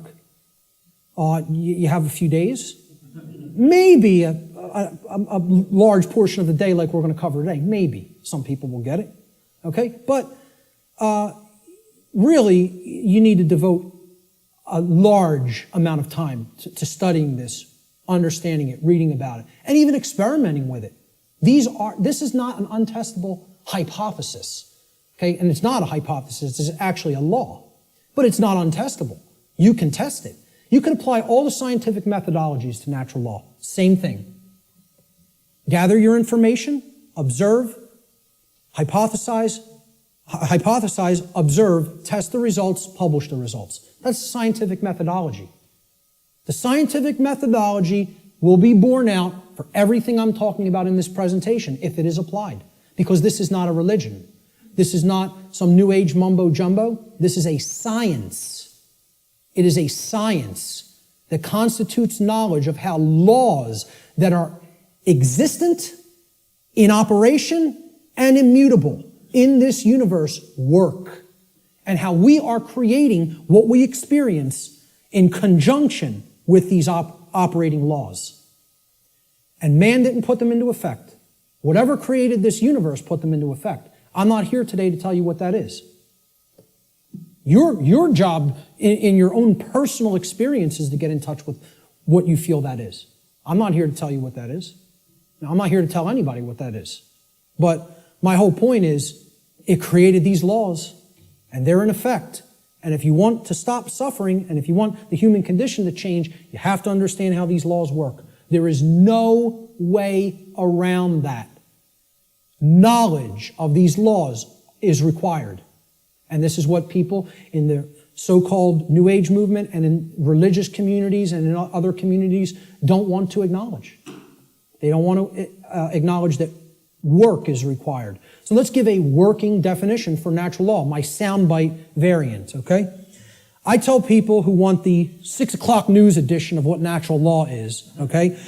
Natural law is universal, non-man-made, binding, and immutable conditions that govern the consequences of behavior, and specifically, at least on this planet, human behavior. I would say in the universe, it governs the behavior of all intelligent beings.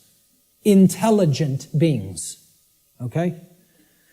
Natural law is a body of universal spiritual laws which act as the governing dynamics of consciousness. The governing dynamics of consciousness. That's the working definition. Let's look at the dynamics between discovery and belief, the difference between discovery and belief. Because again, natural law is capable of being discovered, understood, and harmonized with. Now, does that sound like a religion? Religion asks people to believe, accept, and do without question. What this is saying, this exists, you're bound by it.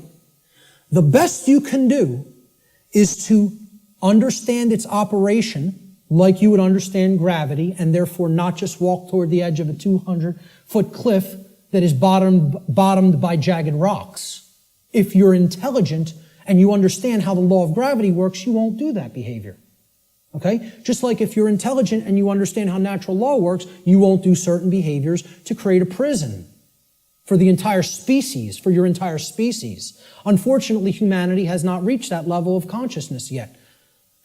They are not at that level of co-creative intelligence to understand how these laws work and then align their behaviors to them. So natural law has nothing to do with religion. It's not a belief system. It's a science. It is a discoverable operation that is already in effect that we can either understand and align our behavior to or remain ignorant of and suffer as a result of that ignorance because it's already in effect and already has a binding effect upon you and your behaviors and everyone's. So when it comes to belief, and anybody that was trying to propagate a religion wouldn't put this slide up here. When it comes to natural law, it works just like gravity. So the clown that's going to jump over the cliff saying, I don't believe in gravity, what's going to happen? Down he goes. Because belief is irrelevant. Because natural law does not care about you. It does not care about you. It is in effect, no matter what you do, deal with it. And people don't want to hear that. And I recognize this. I recognize I'm not telling anybody anything they want to hear. If I wanted to sell a lot of stuff, if I wanted to be real popular, I'd come up here and I'd tell you exactly what you want to hear, and then I'd be making $50,000 a presentation like Wayne Dyer does. Okay? And that is his fee. I know because I've actually had some people speak to his management. That's what a new age presenter gets. You know what I ask for? 0. I don't even ask for a stipend because I don't even care about fake money. I care about making real money. Real one eye. The word money is actually one eye. And people don't even have said it 1 billion times in their life and never recognize what they're saying is one eye. And it's the symbol of the one eye, which represents spiritual enlightenment, is plastered all over the $1 bill. Okay? Well, this is the one. See, I tell people, I'm a poor man when it comes to the fake money, but I'm very rich in the real stuff. The real thing, I have tons of. The fake stuff, I don't do so well with, and I don't care. It's not what I'm concerned about. I know it's fake. Okay? So I don't ask for a stipend when I present. I tell whoever's setting up the presentation, pay for my travel and lodging. Hook me up with a dinner or whatever. That's it. I'll come out and speak anywhere. Okay? The point is, if I was trying to appeal to somebody's ego and what they wanted to hear, I would tell you your beliefs are very important. Your beliefs shape. And they do shape your reality. In a negative way, if you don't align yourself with truth and you want to stay attached to a belief system because you prefer it over what's real, okay?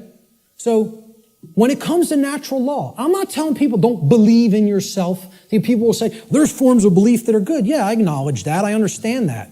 Believe in yourself. Believe in your own ability to come to this understanding of information like this. But I'm explaining when it comes to a law that is existent in the universe, your belief doesn't matter. It's irrelevant. The universe doesn't care what those parents at that picnic whose child just went over the cliff believed. It doesn't care whether that girl doesn't know how gravity works. It's going to have an effect. You act a certain way, like a computer. Boom, you put this in, here's how you program this, that's what has to come out. Invariably. Invariably. It is nothing personal.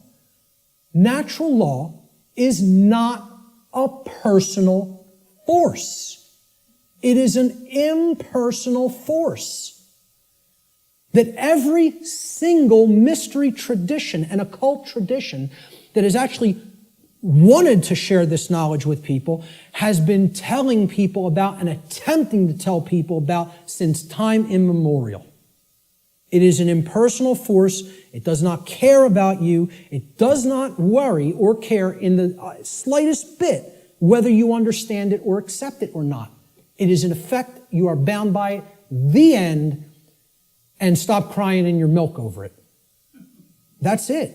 No one wants to hear that. And I'm not so naive that I recognize people don't want to hear that I don't recognize that. I do recognize that. Believe me, I realize the wall I am up against in saying this. I get it fully. Fully.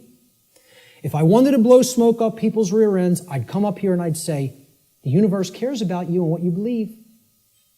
And it's going to gauge that, it's going to look at all that, and it's going to tabulate it, and it's going to say, well, what did he believe when he took this action? It's not going to say that. It's going to say, is this what happened? Yes or no? Yes? Here's the result. That's it. Unwaveringly and invariably.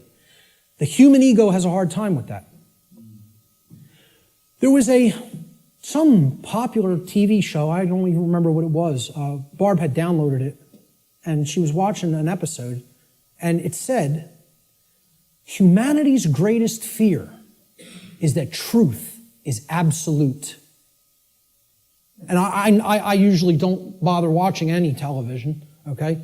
I downloaded a couple of shows to watch them because they're allegories, and I want to pick apart the allegory. But I wasn't even watching this one, but I heard it, and my head snapped around. Whoa! That came through a network television show? How'd that happen? Humanity's greatest fear is that the truth is absolute. The ego has a hard time with the concept of any absolutes. It loves relativism.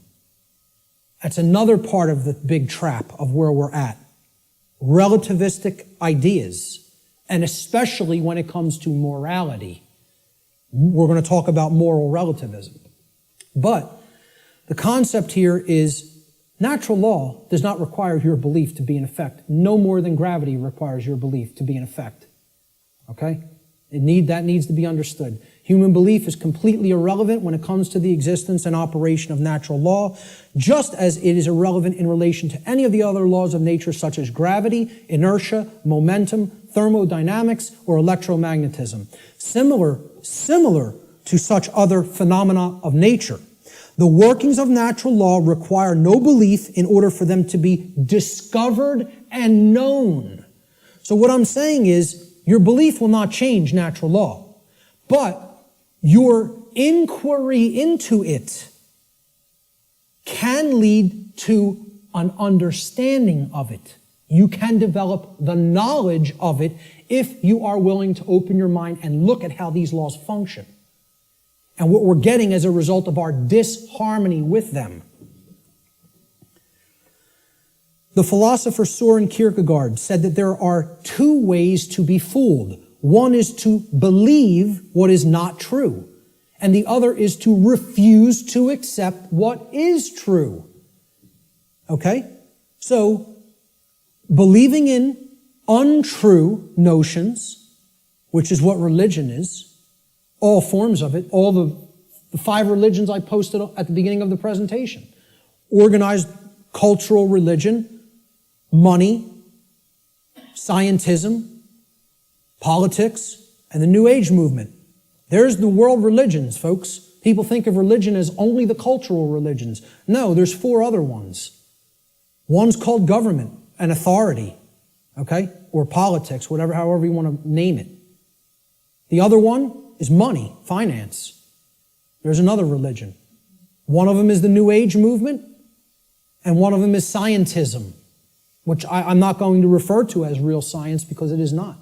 It is a belief system and a religion. So what Kierkegaard is saying here is, you could believe things that aren't true, and that will hold you back. And you can refuse to accept what is true, and that will also hold you back. I say these are the only two ways that humanity ever creates self-inflicted suffering for itself. You want to know how suffering is created for the human species? That it doesn't need to experience? We believe what's not true. We refuse to accept what is true. That's why self-inflicted suffering exists in our species. And if we are to become wise, we need to stop doing both of those things, and then we'll stop creating suffering for ourselves. So let's look at consciousness and the human brain. Okay? Because consciousness is an intangible force. Okay? It's something that exists, but you can't really see it. Many people even have a hard time explaining what it is. But there is physiological expressions for consciousness in the physical domain, and the brain is one of them. And of course, people will say, well, don't leave out the heart. Of course, the heart is also very important. Heart has an even bigger electromagnetic field than the brain, and is tied into the physiology in an even more complex way than the brain is. But we need to understand the basic structure of the brain to understand the types of imbalances that go on within it that lead to these debilitating conditions within humanity that continue to create suffering for us. And also, what these belief systems do is they prevent the activation of the heart and the actions, of care and action. Not only do they prevent real knowledge from manifesting within the being, they prevent care, and they create apathy, and they create inaction, laziness, inaction, and cowardice, so that we don't actually act and take action based upon what we've come to know. So let's look at how the brain and consciousness actually work. People will also try to give ridiculously overcomplicated and mystified definitions of what consciousness means. And many people are even scared of the term, okay? We have to demystify these terms and bring them down to real simple English and real simple concepts that the average person can grasp, okay? And stop trying to make it more complicated than it is. Being conscious of something, meaning having consciousness of it, is an ability of the being to recognize patterns. Remember, this is all about pattern recognition. To recognize patterns and meaning with respect to events that are taking place or have taken place, okay, both within oneself, okay, in the inner realm, in the lesser realm, the realm of the individuated consciousness, and in the realm in which the self exists and operates, the macrocosm. So let's break it down, right? Ability of a being to recognize patterns and meaning with respect to events taking place within oneself, the microcosm, and in the macrocosmic world, the world at large. And the events taking place is the truth. So it's our ability to accurately perceive truth of what has happened and what is happening. That's consciousness. That's consciousness. And it's made way overly complicated by people. It's mostly made overly complicated in the New Age movement, again, which I can't stress enough how big of a deception it is. For people, really have to go and check out my work on the New Age deception. Okay? It's on my website. It's in the video section, and it's in the podcast section. And it's a 7-hour presentation. But I'm telling you, it will be as worthwhile for you to check out as this seminar. So, that's what consciousness is. Now, how does consciousness express? There's a difference between what it is and how it expresses in our life. Consciousness expresses. I ask people, just tell me, what are the ways you could ever make yourself known to any other being? How can any other being come to know who you are in this incarnation, in this physical manifestation? How could they possibly come to know you? How could you manifest yourself or make yourself known to them? And there's only 3 ways: thoughts, emotions, and actions. Okay? And I would say speech falls into the line of the combination of thoughts and emotions. And speech is also a form of action. I'm using force to, make the air flow over my vocal cords to make sounds come out so that you can hear what the concepts I'm trying to express. So it is a form of action. And it derives from what we have thought up to this point and the emotions that we have, and we could express it through speech. So thought, emotion, and action. Thought you have to look at as the creative force that is the expression for consciousness within the individual. Okay? So it's a neutral force. You don't look at your thoughts as masculine or feminine, do you? But you do look at them as creative forces. In order for anything to manifest in the physical domain, it had to first exist as a thought. This computer, somebody had to envision all the parts, how it works, how it's put together.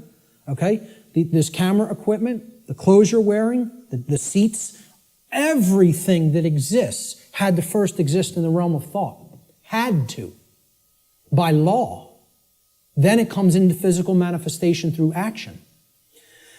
Your emotions are a polarized component, you could look at it as. It is a feminine aspect of consciousness. Because other people don't feel your emotions, they could perceive or sense them. You're the one who's feeling the emotions in your physiology. It's an internal expression. You feel emotions inwardly. Inside in the physiology. Hence, this is a feminine expression for consciousness. It is something that is not externalized and put out. It is something that is felt within. So the emotions in the mind-body-spirit connection are the spirit in which we do something. Okay, so that's the feminine force or the spirit. Of course, thoughts are within our mind, hence that's the mind component of the consciousness. Then there's a marriage between them. Okay, so you could look at thoughts as the creative essence, which then blends with or marries to the feminine. Now, see, we're getting into a notion that is taught in many different religious traditions. It's called the Trinity. And I challenge anybody, go and look in any of the trinities that exist, in any of the religions. You can go back to Babylon. You can go to the Indus Valley traditions. You can go to the Egyptian and Cometian traditions, the Christian traditions. Every single religious tradition that has talked of a Trinity, okay, it is always a Father Creator, a sacred feminine figure, okay, of some kind that the Father then impregnates or inseminates in some form, and then from that offspring is born a male child. Always. Okay? What we're talking about here is the Father being the mind, the creative essence. Then the Spirit, or the emotions, being the sacred feminine essence. Okay? Or the Holy Spirit, the emotions. And then the child, the male child, is behavior. It is the active or masculine principle that actually interacts with the physical world to change it. And hence, that is the only way to actually save ourselves. And again, people in religious thinking will immediately attack this and say, you're saying that saving ourselves will not come through faith. Yes, I am. Saving ourselves will only come through action. Action will save humanity. Faith will not do it. So, sorry to again, smash another egoic attachment that people have to religious notions. But these religions are created by the control system. Okay? People don't understand that exoteric Christianity is created by the dark occult, of the ancient dark occult mystery schools. They don't understand where this religion came from because they haven't studied astrotheology. And I'm not telling you there's no good concepts in any religion. I say take all the good concepts and leave the nonsense. Because one of the nonsense is that you need to believe in something to be saved from the current human condition. You don't need to believe in a thing. You need to know the truth. And right in their own religion, there it is. Let me just stay on this for a moment, because in their own scripture, the exoteric Christian scriptures, what is the one prescription that the Christ figure gives to the people when he is asked about freedom? He's only asked about freedom like once in the Gospels, okay? In the words attributed to his teachings. And they want to know what will save us, what will make us free, and what is his prescription? Truth shall make you free. No, that is not. There's something missing there. You're close. What is the actual saying? Know the truth. Knowing the truth will make you free. That's the prescription, even in exoteric Christianity. It's right there in the Gospels. But Christians don't want to hear that because the controllers in the church who came from the dark priest class gave them this nonsense that all you have to do is believe and everything will magically change. Well, good luck with that. When people's behaviors have no alignment with morality, you think your belief's going to change something? Again, let me know how that works out for you. And again, I'm not mincing words up here. I'm telling it like it really is. I don't care who it offends. So, the expressions for consciousness are thoughts, emotions, and actions which are likened to, in the consciousness community, of mind, spirit, and body. And it's a trinity. A Father, Creator, which is the thoughts, the mind, the feminine essence, which is the mother of the Trinity, the emotions, the inward aspects, the spirit. And then they give birth. When the thoughts and the emotions come together, they give birth to action in the world, which is the male child. This is very important to understand. I hope everybody is clear. This is our internal Trinity, which constitutes the expressions for consciousness. Okay? So let's move on. Yes? Okay, how much time? It is. Okay, we're going to stop right there and take a break. We will resume at 1:15 precisely. Okay, so you want to come in a few minutes early to get settled. I will start again at 1:15 p.m. Thank you, ladies and gentlemen. Thank you.